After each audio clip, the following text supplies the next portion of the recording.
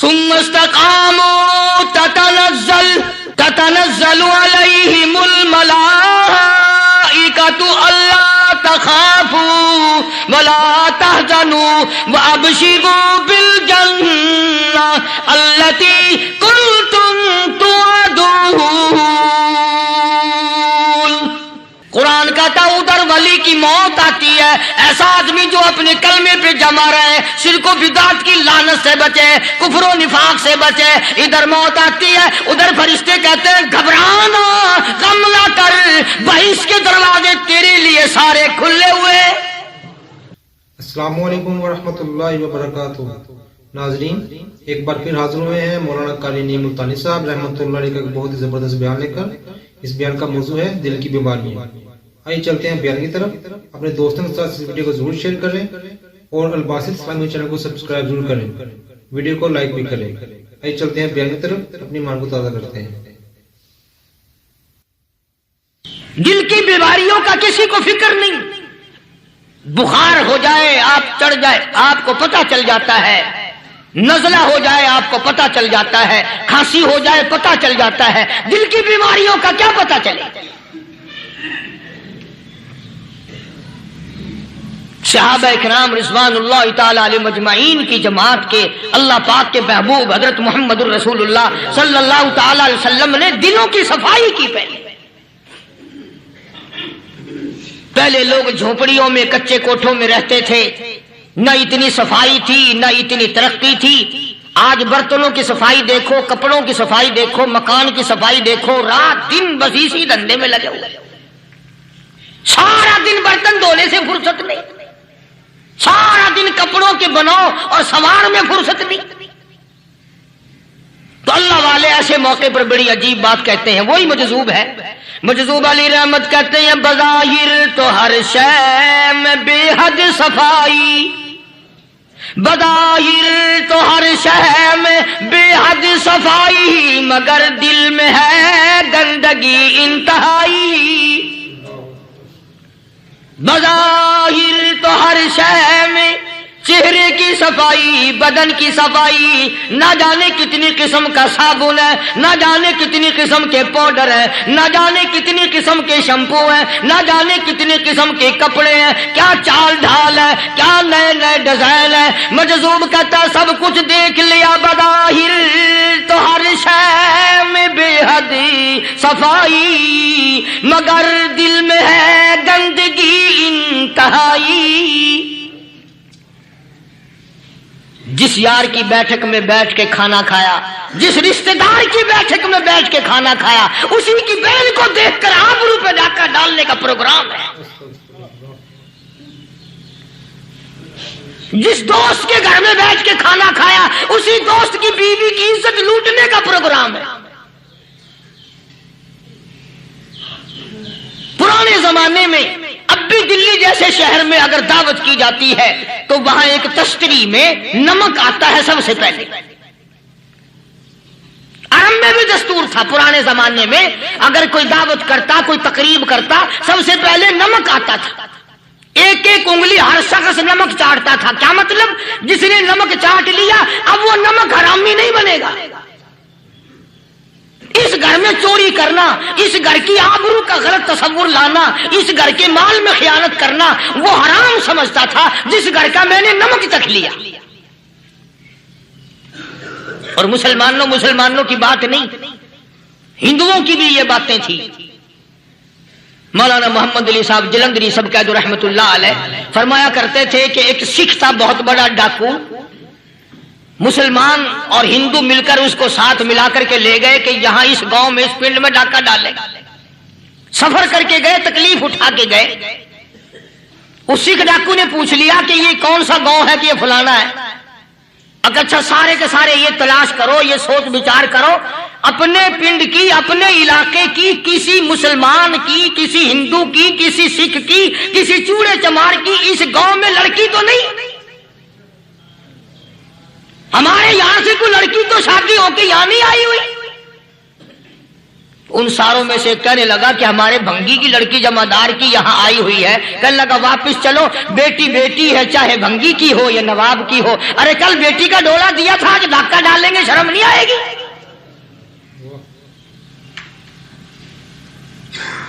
آج وہ تصور کہاں چلے گئے اور ہم سب روتے پھرتے ہیں, سکون نہیں, سکون نہیں, اطمینان نہیں. ارے اطمینان آئے گا کیسے؟ ہمارے دل بے ایمان ہے, نیتیں خراب ہے, آئے گا کہاں سے؟ صحابہ کرام رضوان اللہ تعالی علیہ مجمعین کی جماعت نے اس قدر اس بات پہ محنت کی اور کوشش کی کہ غلط لقمہ بھی پیٹ کے اندر نہ چلا جائے.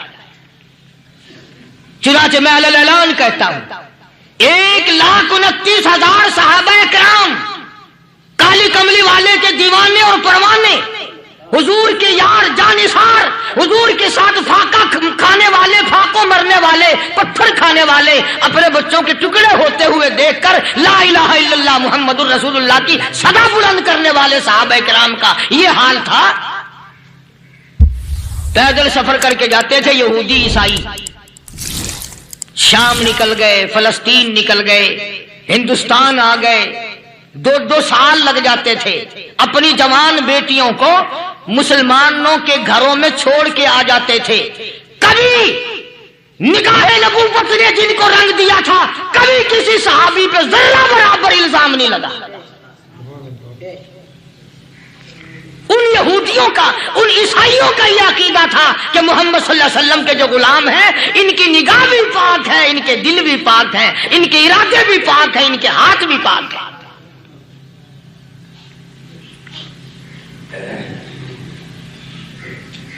مصر کے گورنر نے, مصر کے جنرل کرنل نے خط لکھا سیدنا فاروق اعظم رضی اللہ تعالی عنہ کی خدمت میں. دور خلافت ہے حضرت فاروق اعظم کا.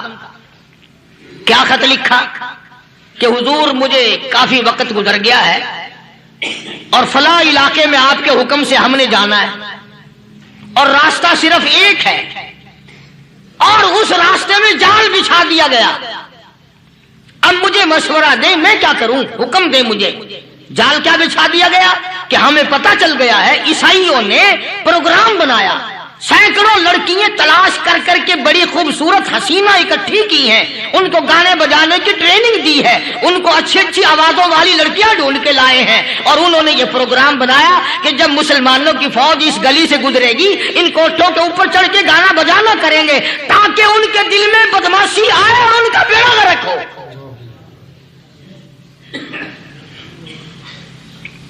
کبھی کافر کا یہ عقیدہ تھا کہ مسلمان کا دل بگڑا تو یہ گیا, اس کی نیت میں خرابی آئی اور یہ تباہ ہوا. جناب فاروق اعظم رضی اللہ تعالیٰ عنہ نے اسے یہ خط نہیں لکھا کہ تو قرآن پڑھا کر, تو نفل پڑھا کر. امیر المومنین خلیفۃ المسلمین سیدنا فاروق اعظم رضی اللہ تعالیٰ عنہ نے اپنے جنرل کرنل کو خط لکھا کہ اس میں لمبی چوڑی فکر کی کوئی بات نہیں, اس میں کوئی پریشانی والی بات نہیں, کوئی سوچو بچار والی بات نہیں. سارے تیری فوج میں, تیری کمان میں مسلمان ہیں, سب کو اکٹھا کر لے, ساروں کو اکٹھا کر کے قرآن کریم کے سورت نور کی 2 آیتیں سنا دے.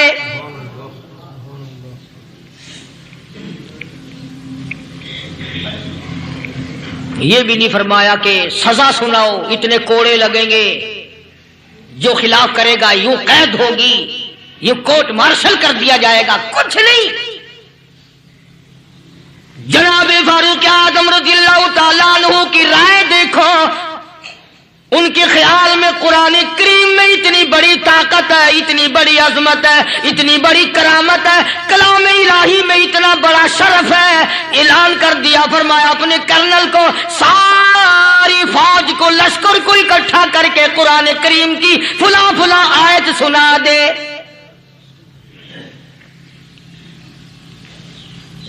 اور اس کے بعد بے دھڑک فوج کو, لشکر کو اسی راستے سے گزار کے لے جا, بے دھڑک لے جا.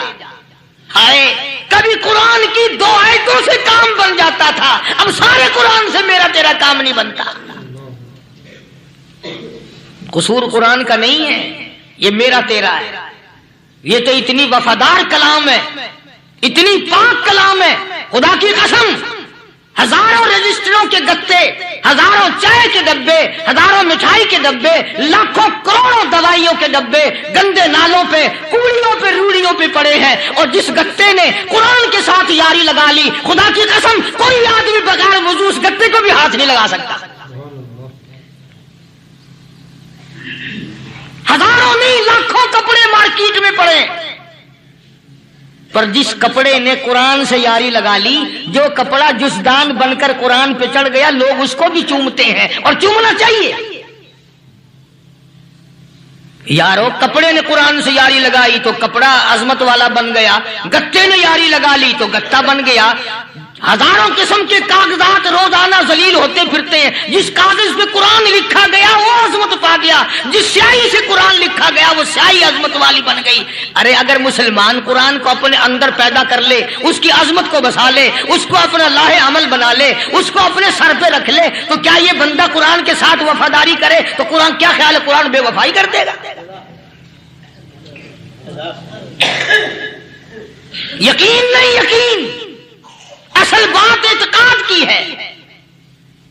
یقین کا تو یہ عالم بنا ہوا ہے کہ اگر کوئی چوری کا معاملہ ہو جائے اور کسی پر شبہ ہو، اگر اسے کہو کہ قرآن اٹھا دے تو دیر نہیں لگائے گا، اور اگر کہے کہ فلانی خانگاہ کا کنڈا مار دیا کہ یہ کام میں نہیں کرتا۔ خانگاہ کے کنڈے پہ ایمان ہے، قرآن پہ ایمان نہیں۔ اس پر یقین ہے کہ پیر اندھا کر دے گا، اور یہاں یقین نہیں کہ جس خدا نے پیدا کیا اگر میں نے جھوٹا قرآن اٹھایا تو وہ برباد کر دے گا۔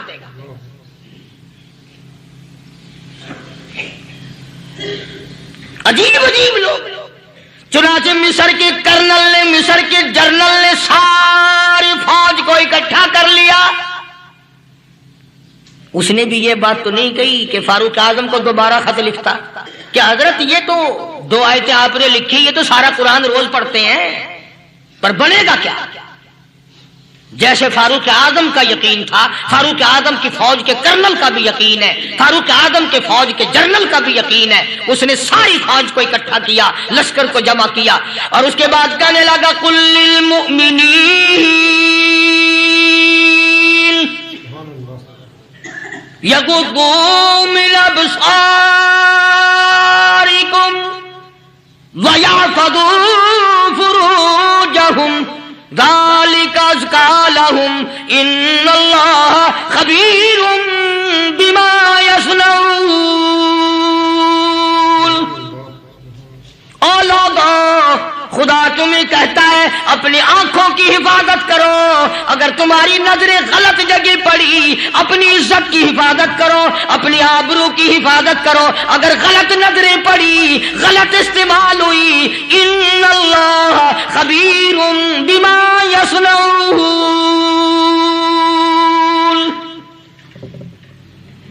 اللہ پاک تمہاری ساتھ ساتھ ہے، وہ ہر چیز کو دیکھتا جائے گا، وہ ہر چیز تمہاری دیکھے گا۔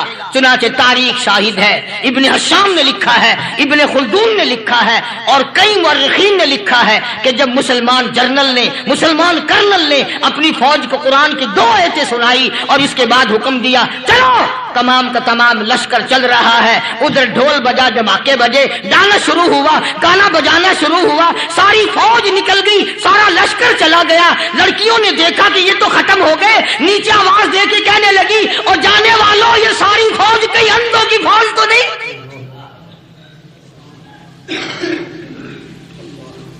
یہ حسن کا نظارہ اور یہ ڈانس اور یہ آواز، ہم ناچ ناچ کے تھک گئی، کوئی سر نہیں اٹھاتا۔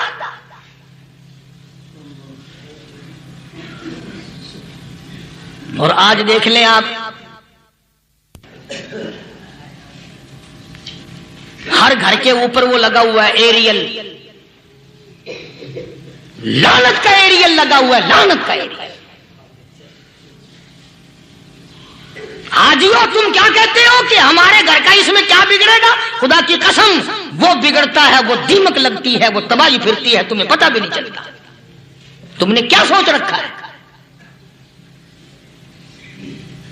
مسلمان کرنل کے حکم پہ ساری فوج نکل گئی، ناچنے والی گانے والی لڑکیاں عیسائیوں کی حیران ہیں، کیا ہوا؟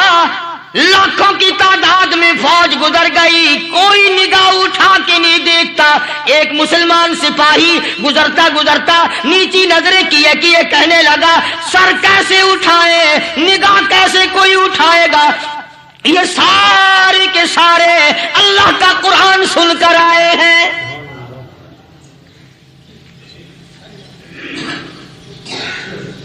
कैसे कोई निगाह उठाएगा, कैसे कोई सर को उठाएगा।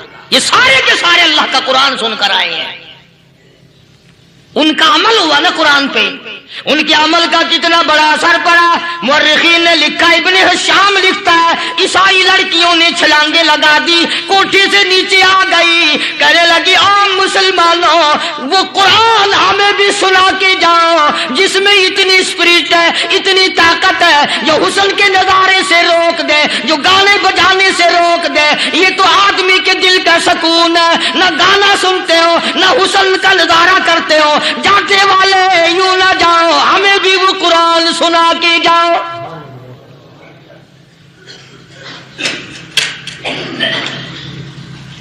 उस कुरान में कितनी बड़ी ताकत है, वो कितनी अजमत होगी उसमें, उस कलाम में कितनी बरकत होगी, जिस कलाम में ये तासीर है कि वो ऐसी ऐसी चीजों से रोक देता है। चुनाचे एक मुसलमान सिपाही चलता भी जाता है और कहने लगा, वकुल्लिल मुमिनीन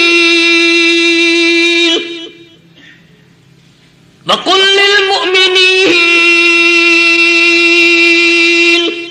कुरान की आयत पढ़ के सुनाई। सैकड़ों नहीं बेशुमार लड़कियां एक मुसलमान की जुबान से अल्लाह का कुरान सुन के कहने लगी, और जाने वालों छोड़ के ना जाओ, हमें भी कलमा पढ़ाओ। जितनी भी वो नाचने गाने वाली थी तमाम की तमाम कलमा पढ़कर मुसलमान बन गई। और मुर्रिखीन ने लिखा है, आखिरी दम तक कुरान की शादाई और दीवानी बन के गुजरी है। फिर वो लड़कियां जो रात दिन हुस्न जमाल का पैकर बनी रहती थी, उलमा ने लिखा है जब मौत आई, एक एक के बदन में कपड़े लिबास में मौत आई तो 50-50 टाकी लगी हुई थी।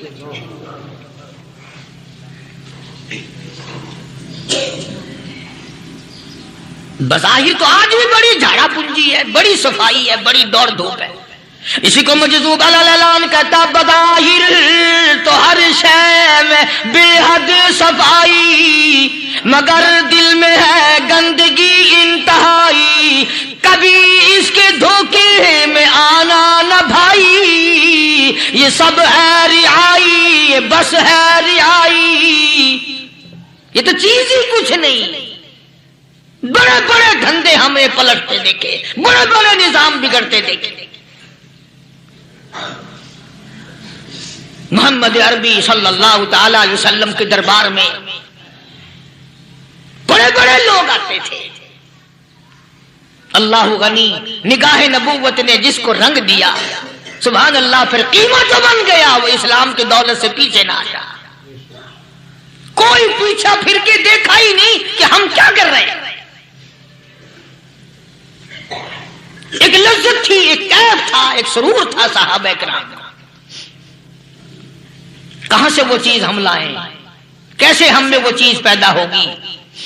जंगे बदर हुआ, बड़ी बेहतरीन बात है, तब लिख के ले जाओ, इंशाअल्लाह कब्रों में दुआएं दोगे। जंगे बदर हुआ, 70 से ज्यादा काफिर पकड़े गए, मदीने में पकड़ के कैदी बना करके लाए गए। तंगदस्ती का जमाना है, 1 साल नहीं हुआ मुसलमान उजड़ के आए थे, मार खा के आए, परेशान होकर आए, धन दौलत छोड़कर लुटा कर आए। इनके पल्ले क्या था। शाम का वक्त हुआ, मदनी करीम सल्लल्लाहु ताला अलैहि वसल्लम ने मस्जिद के दरवाजे में खड़े होकर ऐलान फरमा दिया, कौन है, कौन है जो मेरे मेहमानों को खाना खिलाए। और वो मेहमान कोई शहंशाह नहीं थे, हैं भी काफिर, हैं भी इस्लाम के दुश्मन, आए भी सहाबा किराम को मारने, मैदान जंग से पकड़ के लाए गए, जंगी कैदी हैं। उस नबी की तरफ कभी मुंह किया कर जिस नबी का तू गुलाम है, उम्मती बना फिरता है। فرمایا کون ہے جو میرے مہمانوں کو کھانا کھلائے؟ صحابہ کرام میں سے کسی نے 2 پکڑ لیے، کسی نے 1 کو ساتھ لے لیا۔ ایک نادار سا غریب سا صحابی ہے، اس نے ساتھ لے لیا ایک مہمان اور گھر لے کے گیا۔ بیوی کو کہنے لگا کہ کھانا کتنا ہے؟ کہ بس 1 آدمی جوگا ہے، 1 آدمی کافی ہوگا۔ کان میں کہنے لگا اپنی بیوی کے، دستور تھا عرب کا، مہمان اور میزبان اکٹھے کھایا کرتے تھے۔ اپنی گھر والی کے کان میں کہنے لگا کہ اس کے آگے کھانا رکھ دیں گے مہمان کے، جب یہ کھانا شروع کر دے گا کسی بہانے سے دیوا بجھا دیو، میں یوں ہی منہ کو خالی ہلاتا رہوں گا، یہ کھانا کھا لے گا، پیٹ بھر جائے گا اس کا۔ چنانچہ کھانا آگے رکھ دیا، جو کچھ بھی تھا۔ اس نے کھانا شروع کیا کہ جی آپ بھی کھائیں، کہ ہاں ہاں میں بھی کھا رہا ہوں۔ بس یوں ہی کھانے میں بھی ہاتھ لگائے، منہ کو بھی ہاتھ لگائے اور منہ کو چلائے بھی برابر۔ بیوی نے چراغ بجھا دیا۔ یہ عمل تو صحابی کر رہا ہے اپنے گھر میں۔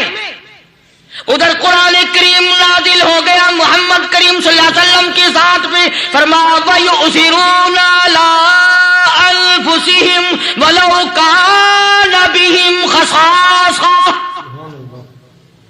وَمَن يُوقَ شُحَّ نَفْسِهِ فَأُولَٰئِكَ هُمُ الْمُفْلِحُونَ۔ اور میرے محبوب مبارک ہو، تیری امت میں ایسے لوگ بھی ہیں جو اپنا منہ خالی ہلا رہا ہے، بیوی بھوکی بیٹھی ہے، چراغ بجھائے بیٹھی ہے اور اپنے ہاتھ کو خالی چلا رہا ہے اور میرے بندے کا پیٹ بھر رہا ہے۔ اور میرے محبوب مجھے اپنی عظمت کی قسم، میں تیری ان دیوانوں پہ جنت واجب کر چکا۔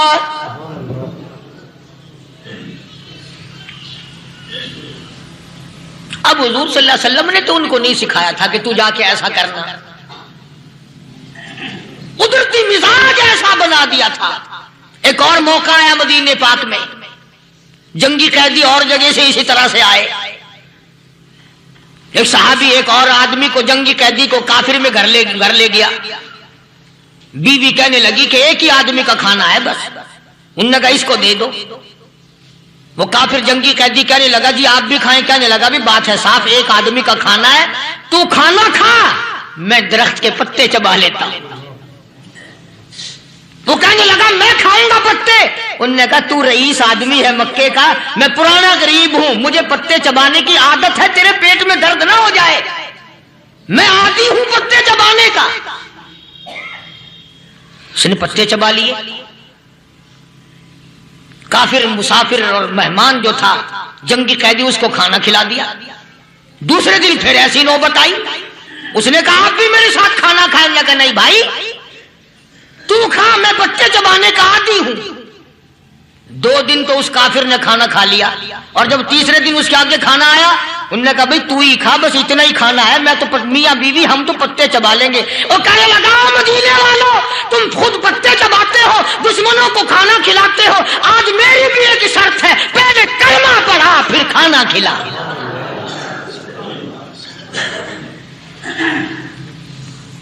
آج میری بھی ایک شرط ہے۔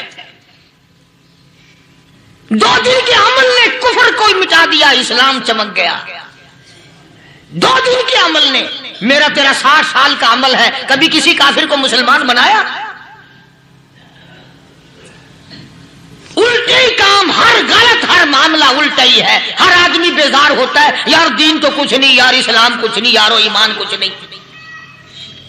اسی کو قرآن کریم نے للکار کے آواز دے کے فرما دیا لوگوں ایسی گڑبڑ نہ کرو ورنہ میں وہ خدا ہوں فَأَخَذَتْكُمُ الصَّاعِقَةُ وَأَنْتُمْ تَنْظُرُونَ۔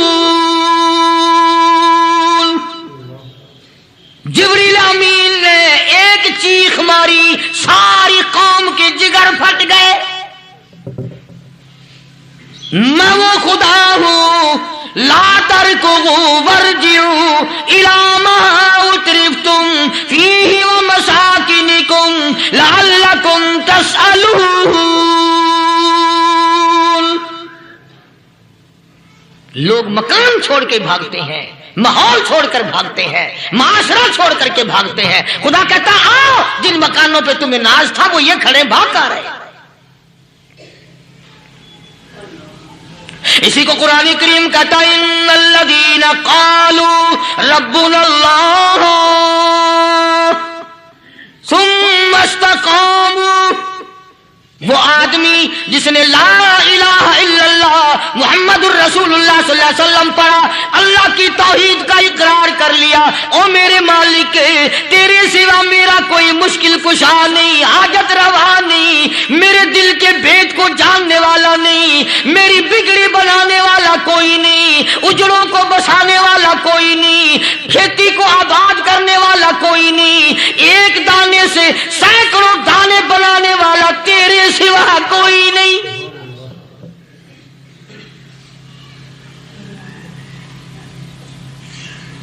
खेतों में जाओ, कभी ये तो सोचो कि दुनिया में हुकूमतों ने कितने मिल लगा रखे हैं, चीनी के शक्कर के कितने मिल हैं, कितने डिपो हैं, फिर भी किल्लत हो जाती है। और ये अल्लाह मियाँ ने कितना मीठा केले में, संतरे में, माल्टे में, अंगूर में, सेब में, कभी ये भी सुना कि अल्लाह मियाँ का शुगर मिल फलां इलाके में लगा हुआ है? कभी ये तो देखो कि ये कुदरत कामला के सिवा और कौन पैदा कर रहा है? फरमाया जिसने अल्लाह की तौहीद का इकरार कर लिया, मोहम्मद अरबी सल्लल्लाहु अलैहि वसल्लम की खत्म नबूवत का इकरार कर लिया, खुदा के बाद खुदा कोई नहीं, मुस्तफा के बाद नबी कोई नहीं। फिर कुरान ने शर्त लगाई सुम्मा इस्तक़ामू, फिर उस पर जमा रहे, डटा रहे, यूं नहीं कि कभी इधर लुढ़क गया कभी उधर लुढ़क गया। लोग तो बदल जाते हैं, लोगों का क्या? पिछले साल की बात है, यही मगरिब की नमाज के बाद गर्मी के मौसम में मैं यहां बैठा हुआ था बाहर, आगे शहर के वो आदमी वो कहने लगे जी एक काम आया। मैंने कहा क्या? कि 25,000 रुपया चोरी हो गया हमारा, बताओ हमें। मैंने कहा मुझे क्या पता? उन्होंने कहा नहीं सारा शहर कहता है कि कारिया नहीं बता देता है। मैंने कहा अच्छा ये यूं नहीं जाने का। मैंने कहा फिर आप दे लूंगा।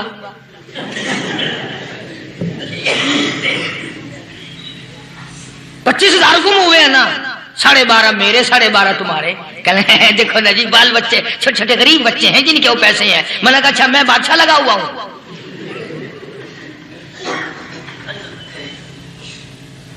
उन्होंने कहा जी सौदा महंगा। मैंने कहा फिर कहीं और चले जाओ। कितना मैंने समझाया, नहीं मानना कि अगर हमें यूं पता चल जाए मौलवियों को, वलियों को, तो फिर ये लाखों करोड़ों पुलिस वाले रखने की जरूरत है भला? इतनी बड़ी फौज का रखकर क्या करेंगे हम? अरबों रुपया फौज का खर्चा है। 2 वली, एक वली को उस बॉर्डर पे बिठा देंगे, एक वली को उस बॉर्डर पे बिठा देंगे। फिर हम बढ़ाना देंगे औलिया किराम रजमत। ज़हनियत मरी गई, समझ नहीं पाते, दीन के करीब नहीं आते लोग, समझते नहीं। फरमाया सुम्मा इस्तक़ामू ततनज़्ज़लु अलैहिमुल मलाइकतु अल्ला तख़ाफू वला तहज़नू व अबशिरू बिल जन्नह अल्लती कुंतुम तुअदून। कुरान कहता उधर वली की मौत आती है, ऐसा आदमी जो अपने कलमे पे जमा रहे, शिर्को बिदात की लानत से बचे, कुफ्र और निफाक से बचे। इधर मौत आती है, उधर फरिश्ते कहते हैं घबराना, गम ना कर, बहिश के दरवाजे तेरे लिए सारे खुले हुए। वलकुम फीहा मा तश्तही अनफुसुकुम वलकुम फीहा मा तदऊन। फरमाया हम तुम्हारी हर उस तमन्ना को पूरा करेंगे, हर उस आरज़ू को पूरा करेंगे। जो मांगोगे वही मिलेगा, जो कहोगे वही दिया जाएगा। नहनु औलियाउकुम फिल हयातिद दुनिया व फिल आखिरा। हम दुनिया में भी तुम्हारे कारसाज हैं, हम आखिरत में भी तुम्हारे कारसाज हैं। हम दुनिया में भी तुम्हारे दोस्त हैं, आखिरत में भी तुम्हारे दोस्त हैं। और खुदा के यहाँ वो इनाम मिलेगा। अल्लाह गनी رائی کے دانے کے برابر نیکی کی ہوگی، جب پڑھا پہاڑوں کے برابر ثواب ملے گا تو آدمی حیران ہوگا، یا اللہ تیرے جیسا بینک تو کسی کا بھی نہیں۔ رائی کا دانہ لے کر پہاڑ واپس کر دیا، مالک نے نجات کا ذریعہ بنا دیا۔ فرمایا نزلا من غفور رحیم، یہ مہمانی ہے پروردگار عالم کی طرف سے۔ قرآن اعلان کر کر کے کہتا وبالاسحار ہم یستغفرون،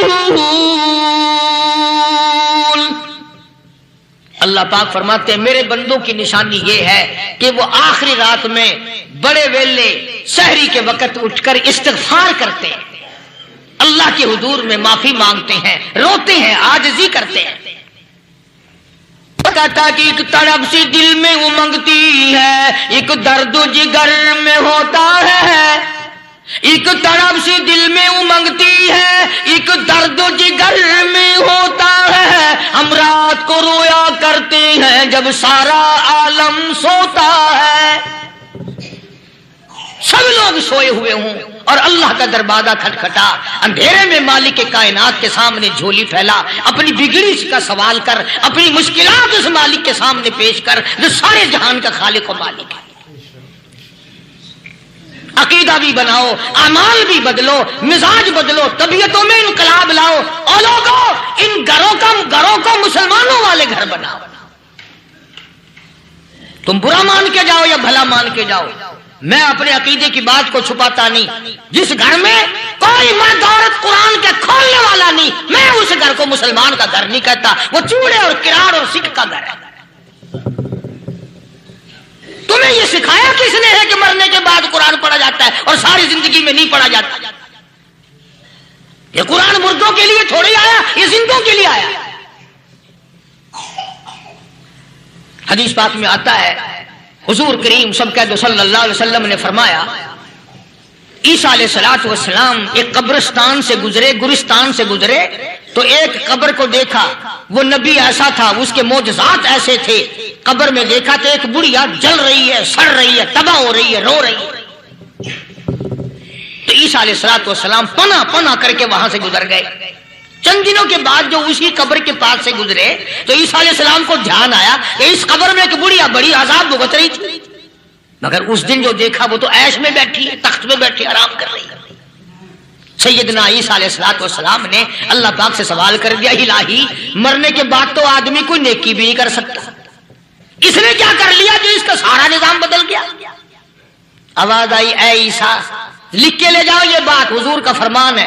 فرمایا اے عیسیٰ، اس مائی کے چھوٹے سے پوتے نے استاد کے پاس جا کر کے پڑھا بسم اللہ الرحمن الرحیم، اس ننھے سے منہ سے، چھوٹے سے منہ سے جب یہ لفظ نکلا، اے اللہ تو بڑا مہربان ہے، تو بڑا کریم ہے۔ عیسیٰ چھوٹے سے منہ سے جب نکلا، وہ تو معصوم تھا، اس کے منہ سے جب نکلا نا کہ میں بڑا مہربان ہوں، میں نے اس معصوم بچے کے صدقے میں اس کی دادی پہ کرم کر دیا۔ اس کے نام میں بڑی برکتیں ہیں، اس اللہ کا نام لینے میں بڑی برکت ہے۔ گڑ میں مٹھاس ہے، اللہ کے نام میں مٹھاس نہیں۔ ٹافیوں میں مٹھاس ہے، اللہ کے نام میں مٹھاس نہیں۔ تم نے چکھ کے نہیں دیکھا، اگر تم چکھ لو خدا کی قسم دنیا کی کوئی چیز اچھی نہ لگے اللہ کے نام کے مقابلے میں۔ اللہ پاک مجھے اور آپ سب کو اپنا نام لینے کی توفیق عطا فرمائے، اپنے قرآن کی تلاوت کرنے کی توفیق عطا فرمائے، اور اپنا ذکر اور اپنا فکر اور اپنے شکر کی توفیق عطا فرمائے، اور اللہ پاک ہم سب کو یہ ہمت دے کہ مرتے دم تک ہم قرآن سے یاری کریں، قرآن سے وفاداری کریں۔ وآخر دعوانا ان الحمدللہ رب العالمین۔ ماشاءاللہ ابھی ہم سماعت فرما رہے تھے مولانا قاری نعیم الطانی صاحب رحمۃ اللہ علیہ کا بہت ہی زبردست بیان، جس کا موضوع تھا دل کی بیماریاں۔ اپنے دوستوں کے ساتھ اس ویڈیو کو ضرور شیئر کریں، الباسط اسلامی چینل کو سبسکرائب ضرور کریں، ویڈیو کو لائک ضرور کریں۔ السلام علیکم ورحمۃ اللہ وبرکاتہ۔